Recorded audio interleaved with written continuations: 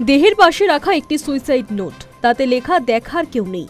বেহালার বকুলতলায় এক বৃদ্ধার রহস্য মৃত্যু নিয়ে গোটা এলাকায় চাঞ্চল্য ছড়িয়েছে।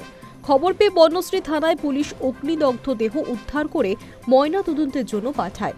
মৃতার নাম সর্বাণী পাল।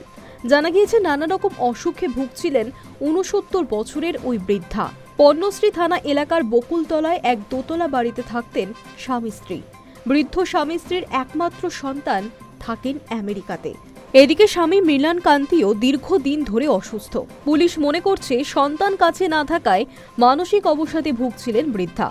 সূত্র মারফত জানা গিয়েছে বুধবার রাতে আচমকাই গায়ে আগুন ধরিয়ে দেন তিনি। স্বামী কিছু বুঝতে পারার আগেই ঘটে যায় মর্মান্তিক ওই ঘটনা। কোনো রকমে স্ত্রীকে উদ্ধার করেন তিনি। প্রতিবেশীদের সহযোগিতায় তড়িঘড়ি তাকে নিয়ে যাওয়া হয় হাসপাতালে। সেখানেই চিকিৎসকেরা বৃদ্ধাকে মৃত বলে ঘোষণা করেন। মানসিক অবসাদে ভুগছিলেন সর্বাণী দেবী নাকি গায়ে আগুন লাগিয়ে আত্মহত্যার পিছনে অন্য কোনো কারণ রয়েছে তা বিশদে খতিয়ে দেখছে পুলিশ। High news network.